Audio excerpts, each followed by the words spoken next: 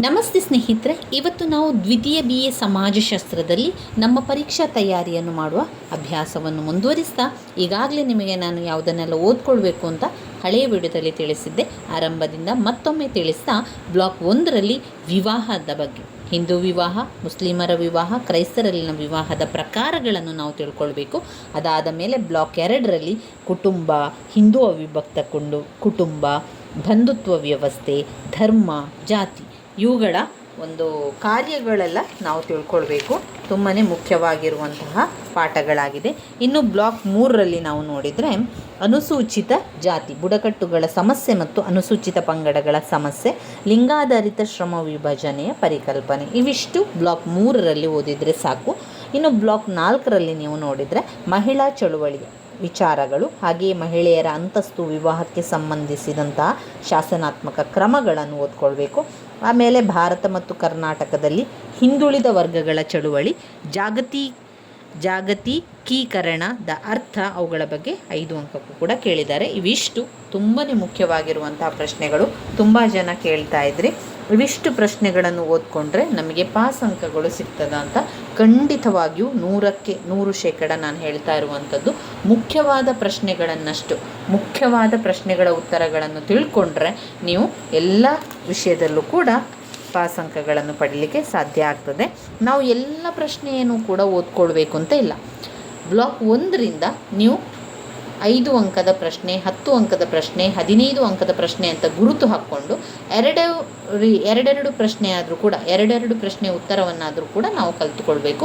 Block 1ರಿಂದ block 2ರಿಂದ 3, 4 ಬ್ಲಾಕುಗಳಿಂದ ನಾವು ಪ್ರಶ್ನೆಗಳನ್ನು ಆಯ್ಕೆ ಮಾಡಿಕೊಂಡು ಅದನ್ನು ಓದ್ಕೊಳ್ಬೇಕು. ಆ ರೀತಿಯಾಗಿ ಮಾಡಿಕೊಂಡ್ರೆ ಪ್ರತಿಯೊಬ್ಬರು ಕೂಡ ನೀವು ಪಾಸ್ ಆಗ್ತೀರಾ.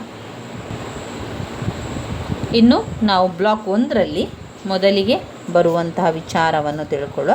ಇದರಲ್ಲಿ ಮೊದಲಿಗೆ ನೀವು ಓದ್ಕೊಳ್ಬೇಕಾಗಿರುವಂಥದ್ದು ಸ್ಮೃತಿಯ ಬಗ್ಗೆ, ಶ್ರುತಿಗಳ ಬಗ್ಗೆ. ಸ್ಮೃತಿ, ಶ್ರುತಿ ಇವು 5 ಅಂಕಕ್ಕೆ, ಹೆಚ್ಚಾಗಿ 5 ಅಂಕಕ್ಕೆ ಕೇಳಿರುವಂತಹ ಪ್ರಶ್ನೆ. ಕೆಲವೊಂದು ಬಾರಿ 10 ಅಂಕಕ್ಕೂ ಕೂಡ ಕೇಳಿದ್ದಾರೆ. ನೀವು 5 ಅಂಕದ ಪ್ರಶ್ನೆ ಬಂದಾಗ 1-1.5 ಪುಟದಷ್ಟು ಉತ್ತರವನ್ನು ಬರೀಬೇಕಾಗ್ತದೆ.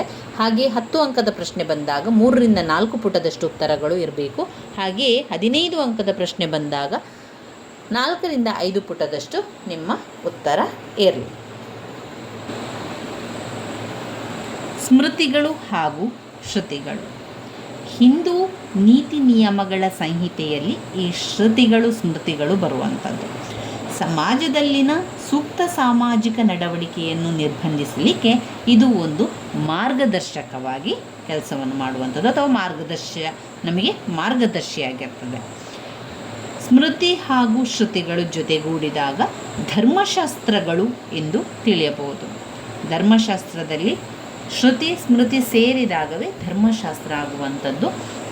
ಮನು, ಯಜ್ಞವಲ್ಯ, ಗೌತಮ, ಜೈಮಿನಿ, ಕಪಿಲ, ನಾರದ ಹಾಗೂ ಪರಾಶರರಂತಹ ಪ್ರಜ್ಞಾ ಹಿಂದೂ ಸಂತರಿಂದ ಇವುಗಳು ರಚನೆಗೊಂಡಿದೆ.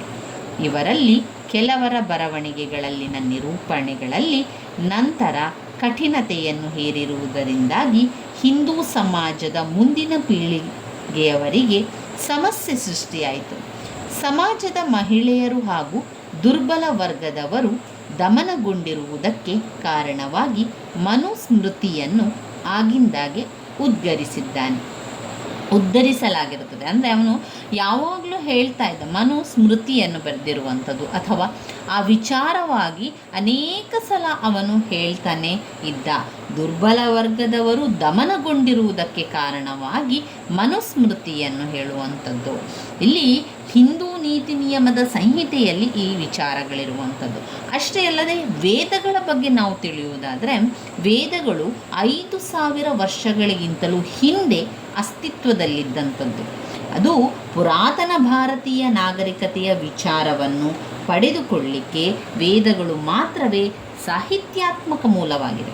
ಹಾಗಾಗಿ ಸಮಾಜಶಾಸ್ತ್ರಜ್ಞರು ಪುರಾತನ ಭಾರತೀಯ ನಾಗರಿಕತೆಯನ್ನು ವೇದ ಹಾಗೂ ವೇದೋತ್ತರ ಸಮಾಜ ಮತ್ತು ಸಂಸ್ಕೃತಿಯಾಗಿ ಹಲವು ಸಂದರ್ಭದಲ್ಲಿ ಅವುಗಳನ್ನೆಲ್ಲ ವರ್ಗೀಕರಿಸಿದ್ದಾರೆ.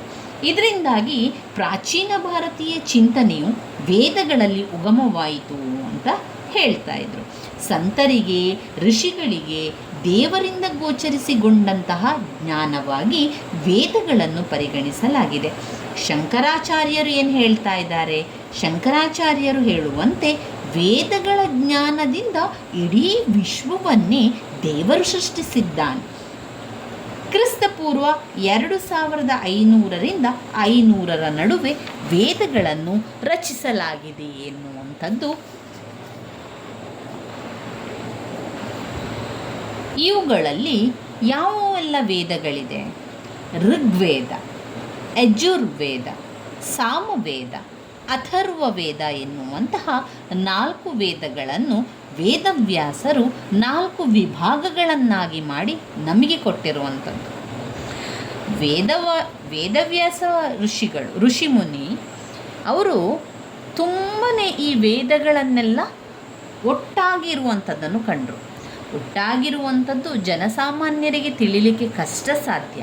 ಅದೆಲ್ಲ ಕಷ್ಟ ಆದೀತು. ಎಲ್ಲವನ್ನು ಜೊತೆಯಾಗಿ ಅವರಿಗೆ ಓದಲಿಕ್ಕೆ ಸಾಧ್ಯ ಇಲ್ಲ ಅಂತ ಹೇಳಿ ವೇದವ್ಯಾಸರೇನು ಮಾಡ್ತಾರೆ? ವೇದವ್ಯಾಸ ಋಷಿಮುನಿಯವರು ಈ ವೇದಗಳನ್ನು 4 ವಿಭಾಗಗಳನ್ನಾಗಿ ಮಾಡ್ತಾರೆ. ಅದುವೇ ಋಗ್ವೇದ, ಯಜುರ್ವೇದ, ಸಾಮವೇದ, ಅಥರ್ವವೇದ ಅಂತ 4 ವಿಭಾಗಗಳನ್ನು ಮಾಡ್ತಾರೆ. ಈ 4 ವಿಭಾಗಗಳನ್ನು ಮಾಡಿದಾಗ ವೇದವ್ಯಾಸ ಋಷಿಗೆ ಅನಿಸ್ತದೆ, ಹಾಗಾದರೆ ಇದನ್ನು ಜಗತ್ತಿಗೆ ತಿಳಿಸುವವರು ಯಾರು? ಜಗತ್ತಿಗೆ ಇದನ್ನು ತಲುಪಿಸುವುದು ಹೇಗೆ ಅಂತ ಯೋಚನೆ ಮಾಡ್ತಾ ಇದ್ದಾಗ ಅವರಿಗೆ ನೆನಪಿಗೆ ಬಂದದ್ದು ಅವರ ಶಿಷ್ಯರು. ಅವರ ಶಿಷ್ಯ ವರ್ಗದವರನ್ನು ಕರೆಯಿಸಿ ಅವರಿಗೆ ಹೇಳ್ತಾರೆ, ನೋಡಿ, ನಾನು ವೇದಗಳನ್ನು 4 ವಿಭಾಗಗಳಾಗಿ ಮಾಡಿದ್ದೇನೆ. ನೀವು ಆ 4 ವಿಭಾಗಗಳ ವೇದಗಳನ್ನು ಜನರಿಗೆ ತಿಳಿಸುವ ಕೆಲಸವನ್ನು ಮಾಡಬೇಕು. ಒಬ್ಬೊಬ್ಬ ಶಿಷ್ಯರಿಗೂ ಕೂಡ ಒಂದೊಂದು ವೇದವನ್ನು ಕೊಟ್ಟು ನೀವು ಅದನ್ನು ಜಗತ್ತಿಗೆ ಸಾರಿ ಜನರಿಗೆ ತಿಳಿಸಿ ಅಂತ ಅವರು ಹೇಳ್ತಾರೆ. ಅದರ ನಂತರದಲ್ಲಿ ಆಗುವಂಥದ್ದು ಇಲ್ಲಿ ವೇದವ್ಯಾಸರು ಹೇಳಿದಂತಹ ಈ ವೇದಗಳನ್ನು ನಂತರ ಜನರಿಗೆ ತಿಳಿಸುವಂಥದ್ದು. ಇದರಲ್ಲಿ ಮೊದಲನೆಯದಾಗಿ ಋಗ್ವೇದ. ಇದು ಮೊದಲಿನ ವೇದ. ಹಲವಾರು ದೇವರುಗಳ ಸ್ತೋತ್ರಗಳ ಅದು ಒಂದು ಆ ಸ್ತೋತ್ರಗಳು ಇರುವಂತಹ ಒಂದು ಪುಸ್ತಕ ಅಂತಾಗಿದೆ. ಆರ್ಯರ ಸಾಮಾಜಿಕ, ಆರ್ಥಿಕ, ರಾಜಕೀಯ ಸಂಘಟನೆಗಳು ಕೂಡ ಒಳಗೊಂಡಂತೆ ಮೊದಲಿನ ಆರ್ಯರ ಜೀವನ ಶೈಲಿಗಳ ಹೆಚ್ಚಿನ ಮಾಹಿತಿಯನ್ನು ಇದು ನೀಡುತ್ತದೆ. ಇನ್ನು ಎರಡನೆಯದಾಗಿ ಯಜುರ್ವೇದ. ಯಜುರ್ವೇದ ಯಾಗಗಳು ಹಾಗೂ ಯಜ್ಞಗಳನ್ನು, ಅದು ಯಾಗಗಳನ್ನು ಮತ್ತು ಯಜ್ಞಗಳನ್ನು ನೆರವೇರಿಸಲಿಕ್ಕೆ ಇದು ಮಾರ್ಗದರ್ಶಿಯಾಗಿದೆ. ಇನ್ನು ಮೂರನೆಯದಾಗಿ ಸಾಮವೇದ. ಎರಡನೆಯದು ಯಜುರ್ವೇದ. ಇದು ಯಾಗಗಳು ಮತ್ತು ಯಜ್ಞಗಳನ್ನು ನೆರವೇರಿಸುವಂಥದ್ದು. ಸಾಮವೇದವು ಕೆಲವು ಸಂದರ್ಭಗಳಲ್ಲಿ ಸಂಗೀತ ವೇದವೆಂದು ಕರೆಯಲಾಗ್ತದೆ. ಸಾಮವೇದವು ಸುಮಧುರವಾದ ರೀತಿಯಲ್ಲಿ ದೇವರಿಗೆ ಸ್ತುತಿಸಲು ಹಾಡುವಂತಹ ಸ್ತೋತ್ರಗಳ ಸಂಗ್ರಹವೇ ಸಾಮವೇದ. ಇನ್ನು ಅಥರ್ವವೇದ. ಅಥರ್ವವೇದವು ಆರ್ಯರ ಸಾಮಾಜಿಕ ಅಥರ್ವವೇದವು ಹೆಚ್ಚಿನ ಮಾಹಿತಿ ನೀಡುವುದರಿಂದಾಗಿ ಇದು ವಿವಾಹ ವ್ಯವಸ್ಥೆ, ಶವ ಸಂಸ್ಕಾರ, ಗೃಹ ನಿರ್ಮಾಣ, ಕಾಯಿಲೆಗಳು, ಔಷಧೀಯ ವಿವಿಧ ವಿಧಗಳು, ರಾಜನ ಆಯ್ಕೆಯನ್ನು ಹೇಗೆ ಮಾಡುವುದು ಎಂಬುದರ ಬಗೆಗೆ ಬೆಳಕನ್ನು ಚೆಲ್ಲುವಂಥದ್ದೇ ಅಥರ್ವವೇದ. ಅಥರ್ವವೇದವು ಆರ್ಯರ ಸಾಮಾಜಿಕ ವೇದದಲ್ಲಿ 4ನೆಯ ವೇದ ಆಗಿದೆ. ಇದು ಎಲ್ಲ ರೀತಿಯ ವ್ಯವಸ್ಥೆಯ ಬಗ್ಗೆ ತಿಳಿಸಿಕೊಡುವಂಥದ್ದಾಗಿದೆ. ಇನ್ನು ಇವುಗಳಲ್ಲಿ ಬರುವಂಥದ್ದು ಉಪನಿಷತ್ತುಗಳು. ವೇದಗಳ ಒಂದು ಭಾಗವಾಗಿ ರಚಿತಗೊಂಡಿರುವ ಉಪನಿಷತ್ತುಗಳು ಬ್ರಹ್ಮ ಯಾರು, ಆತ್ಮ ಎಂಬುದರ ಅರ್ಥವೇನು, ಸಂಸಾರದ ವಿಚಾರ, ಸಂಸಾರದ ಕರ್ಮ ಇತ್ಯಾದಿ ವಿಷಯಗಳಂತಹ ಗೂಢಾರ್ಥವಾಗಿರುವ ವಿಷಯಗಳ ಮೇಲೆ ಬೆಳಕು ಚೆಲ್ಲುವ ಸಾಹಿತ್ಯದ ಸಂಚಯವಾಗಿದೆ. ಹಿಂದೂ ಧರ್ಮದ ನಿಜವಾದ ಆಧಾರವಾಗಿ ಉಪನಿಷತ್ತುಗಳನ್ನು ಪರಿಗಣಿಸಲಾಗಿದೆ ಹಾಗೂ ವೇದಗಳ ಸಂಕ್ಷೇಪಿತ ಭಾಗವಾಗಿ ರಚಿತಗೊಂಡಿದೆ. ಹಾಗಾಗಿ ಉಪನಿಷತ್ತುಗಳನ್ನು ವೇದಾಂತವೆಂದು ಕರೆಯಲಾಗ್ತಾ ಇದೆ. ಇನ್ನು ಬರುವಂಥದ್ದು ಭಗವದ್ಗೀತೆ. ಈ ಭಗವದ್ಗೀತೆಯು ಶ್ರೀಕೃಷ್ಣನ ಉಪದೇಶದ ಭಾಗವಾಗಿ ಅಥವಾ ಮಹಾಕಾವ್ಯ ಮಹಾಭಾರತದಲ್ಲಿನ ರಣರಂಗದಲ್ಲಿ ಅರ್ಜುನನಿಗೆ ಶ್ರೀಕೃಷ್ಣನು ನೀಡುವ ಉಪದೇಶದ ಭಾಗವಾಗಿ ಭಗವದ್ಗೀತೆಯನ್ನು ರಚಿಸಲಾಗಿದೆ. ಉಪನಿಷತ್ತುಗಳ ಮಾದರಿಯಲ್ಲಿಯೇ ಹಿಂದೂ ದಾರ್ಶನಿಕತೆಯ ಮತ್ತೊಂದು ಮೂಲವಾಗಿ ಈ ಪವಿತ್ರ ಗ್ರಂಥವನ್ನು ಪರಿಗಣಿಸಲಾಗಿದೆ. ಇದು ಇಬ್ಬರು ಮಹಾಚೇತನಗಳ ನಡುವಣ ಒಂದು ಪದ್ಯ ರೂಪದಲ್ಲಿನ ಸಂಭಾಷಣೆಯ ಭಾಗವಾಗಿದೆ. ಹಿಂದೂ ಧರ್ಮದ ಹಾಗೂ ನೀತಿಶಾಸ್ತ್ರದ ಆಧಾರಗಳನ್ನು ಇದು ರೂಪಿಸಿದೆ. ತತ್ವಗಳು ಅಥವಾ ಜೀವನದ ಸಾಂಪ್ರದಾಯಿಕ ಹಿಂದೂ ದೃಷ್ಟಿಕೋನ. 4 ಮೂಲಭೂತ ತತ್ವಗಳ ಮೇಲೆ ಹಿಂದೂ ಧರ್ಮದ ತತ್ವಗಳು ಆಧರಿಸಿದೆ. ಅದರಲ್ಲಿ 1ನೇದು ಪುರುಷಾರ್ಥಗಳು, 2 ವರ್ಣಾಶ್ರಮ ಧರ್ಮ, 3 ಕರ್ಮದ ತತ್ವಗಳು, 4 ಋಣಗಳ ಪರಿಕಲ್ಪನೆ. ಇವುಗಳು ಹಿಂದೂ ಸಾಮಾಜಿಕ ಸಂಘಟನೆಯ ಆಧಾರವನ್ನು ರೂಪಿಸುತ್ತದೆ. ಜನರುಗಳ ಸಾಮಾಜಿಕ ಅಗತ್ಯಾಂಶಗಳಿಗೆ ಪ್ರತಿಕ್ರಿಯೆಯಾಗಿ ಒಂದು ಸಾಮಾಜಿಕ ಸಂಘಟನೆ ಬೆಳವಣಿಗೆಯಾಗುತ್ತದೆ. ಸಮಾಜದ ಸುಲಲಿತ ಕಾರ್ಯನಿರ್ವಹಣೆಯನ್ನು ತರುವಲ್ಲಿ ರೂಪುಗೊಂಡಿರುವ ನಂಬಿಕೆಗಳ ಹಾಗೂ ಮೌಲ್ಯಗಳ ಮೇಲೆ ಸಾಮಾಜಿಕ ಸಂಘಟನೆಯು ಆಧರಿಸಿದೆ. ಹಿಂದೂ ಜೀವನ ವಿಧಾನವು ಆಧ್ಯಾತ್ಮಿಕತೆಯನ್ನು ಆವರಿಸಿಕೊಂಡಿದೆ. ಭಾರತವು ಯಾವಾಗಲೂ ಕೃಷಿಕ ಸಮಾಜವಾಗಿದ್ದು ಪರಿಸರದೊಂದಿಗೆ ನಿಕಟ ಸಂಪರ್ಕ ಹೊಂದಿದೆ. ಸಮಾಜದ ಪರಿಕಲ್ಪನೆ ಹಾಗೂ ಸಾಮಾಜಿಕ ಪ್ರಜ್ಞೆಯು ಆಧ್ಯಾತ್ಮಿಕ ಮಾರ್ಗಸೂಚಿಗಳಿಂದ ಹಾಗೂ ಸ್ವಾಭಾವಿಕ ಪರಿಸರದಿಂದ ನಿರ್ಬಂಧಿಸಲ್ಪಟ್ಟಿದೆ. ಇದೆಲ್ಲವೂ ಕೂಡ ನಮಗೆ ಗೊತ್ತಿರಬೇಕು, ಇದೆಲ್ಲವೂ ಕೂಡ ತಿಳಿದಿರಬೇಕು ಎನ್ನುವ ವಿಚಾರದಲ್ಲಿ ಇದರಲ್ಲಿ ಅವರು ಕೊಟ್ಟಿರುವಂಥದ್ದು. ಸಮಾಜದ ಸದಸ್ಯರ ಸಮಸ್ಯೆಗಳನ್ನು ಧಾರ್ಮಿಕ ಗ್ರಂಥಗಳಲ್ಲಿ ಸೂಚಿಸಿರುವಂತಹ ಯಾವುದೇ ಧಾರ್ಮಿಕ ಪರಿಹಾರಗಳ ಮೂಲಕ ಪರಿಹರಿಸಲಾಗುತ್ತದೆ. ಅದೇ ರೀತಿ ಸಮಾಜದ ಚಿಂತನೆ, ದಾರ್ಶನಿಕತೆ, ಧಾರ್ಮಿಕ ಆಧಾರ ಇದೆಲ್ಲವನ್ನು ಕೂಡ ಆಧರಿಸಿದೆ. ಆದ್ದರಿಂದ ಚಿಂತನೆಯ ಎಲ್ಲ ಮಾದರಿಗಳು ಧಾರ್ಮಿಕ ಮತ್ತು ಆಧ್ಯಾತ್ಮಿಕ ಚಿಂತನೆಗಳೊಂದಿಗೆ ಪರಸ್ಪರ ಬೆರೆಸಿಕೊಂಡಿದೆ. ಇಲ್ಲಿ ಇನ್ನು ಬರುವಂತಹ ವಿಚಾರಗಳನ್ನು ನಾವು ಮುಂದಿನ ವಿಡಿಯೋದಲ್ಲಿ ತಿಳ್ಕೊಳ್ಳುವ.